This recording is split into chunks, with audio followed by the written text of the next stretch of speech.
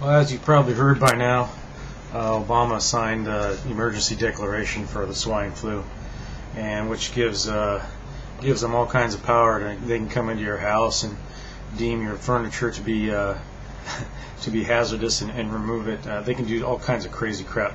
I left a link in the side there on it with some good information about that.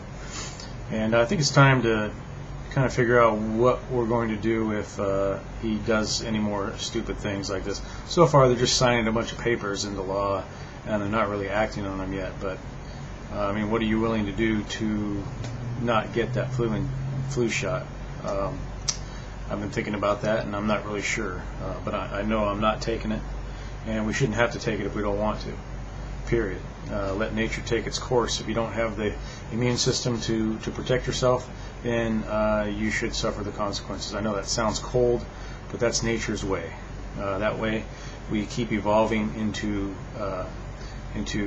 something that can handle that virus, and that's how we've evolved to survive this long. So when we try to play God, I think it's a mistake. So anyway, I think we watch these videos and we think, is this really happening? Is this really going on? And I think when you read between the lines and understand some things that is beyond reason, is beyond being able to control. You can read between the lines and see the truth as to what might be coming. And to do that, you have to understand the laws of exponentiality. Anything that's allowed to grow or multiply will eventually reach the law of exponentiality. So I want to give you an analogy of this, and I think it's a pretty good one. Let's say that I handcuff you to the top row of, let's say, Yankee Stadium, and I go to the pitcher's mound and I put a drop of water on the pitcher's mound. Now this drop of water will double in size every minute, and you're handcuffed to the very top seat in the very top row. How long do you think you have until you drown? That drop will double in size and then double again and then double again every minute. How long do you think you have before you drown in that stadium? Of course, the stadium would have to be watertight. Kind of work with me on that. I'll give you a couple seconds to see if you can make a guess as to how long you have. I'm watching my Cowboys whoop a little ass right now, so I'll give you a couple minutes like that. Yeah. Any guesses? A week, a month, a year? How about 49 minutes? 49 minutes to fill that entire stadium with just one drop of water on the pitcher's mound. It's probably not near as long as you thought you had, because you don't really get the law of exponentiality. You don't, and obviously the average American doesn't understand it. We're too busy watching Dancing with the Has-Beens. Come on, Barber. And the really amazing thing is the next 2 points is after 45 minutes of those 49, the water hasn't even reached the first row of seats yet in the stadium. So you're sitting there for 45 minutes, and you're thinking, I've got a little bit more time. And in the next 4 minutes, you're dead. That's the law of exponentiality. Sooner or later, it reaches a point of critical mass, and then things accelerate beyond control. And that's what's happened to our money supply. Obama was the turn in the law of exponentiality. With Bush, the water had risen to the first row of seats. And now, with Obama, the exponential process has taken place. So I don't know how long we have until the money supply has to expand, first of all, and it's out of control. They say that the Fed has control of the price of gold because they have control of the value of the dollar. They can raise interest rates right now, overnight, and strengthen the dollar. That's kind of like saying, I have control of the canoe, but there ain't no way I'm going to row this thing upstream. So yeah, I can control the canoe, but sooner or later, the flow of the water is going to take me to where it goes. So saying that the Fed has control over the dollar, they may have control to make it back and forth, but there's no way they're going to stop the exponential growth of the money supply. They can't contract it. When something expands like that, it has to keep expanding into oblivion until it fails. That's just a natural law.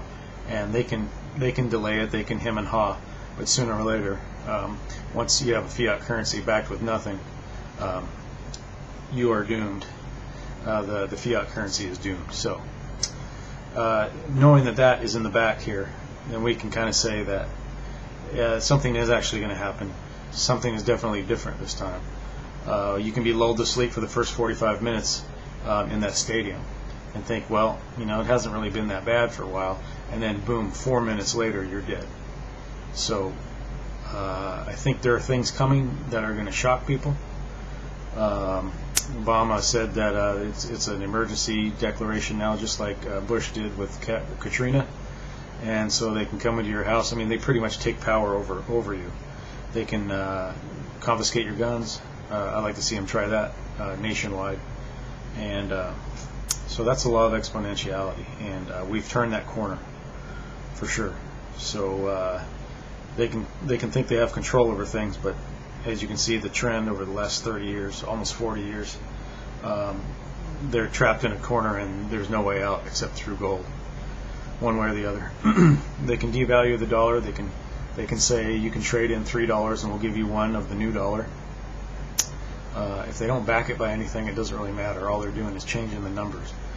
They'll say you only owe a third of the debt that you owe, but you only make a third of the money that you used to earn. It doesn't change anything. Law of exponentiality will still take place after that. They're not going to change that. The water is still at the level of the seats, and now I think the stadium is half full. It's just going to take one more doubling, and that'll be it. But the really amazing thing is 1 minute after the stadium fills up and you're dead, a second stadium just filled up in just 1 minute.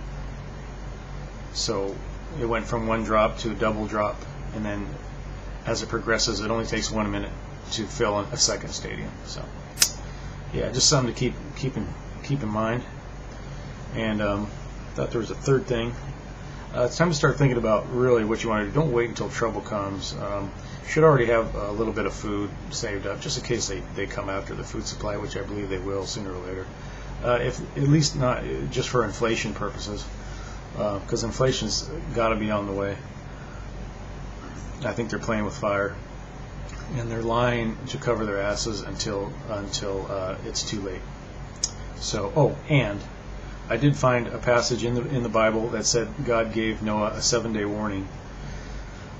So until tomorrow passes with nothing happening, the date in that movie, The Knowing, is still in play. It was kind of like a Noah's Ark type of movie with aliens saving. I know I'm just kind of having fun with this, but they're definitely, the Illuminati is definitely in the movies and on TV and everywhere you look.